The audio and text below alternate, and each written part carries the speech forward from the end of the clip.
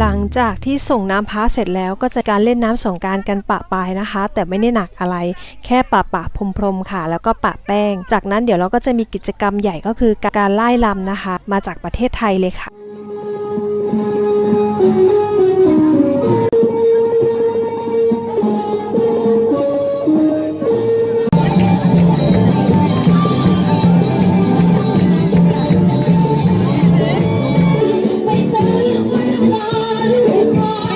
ไม่ได้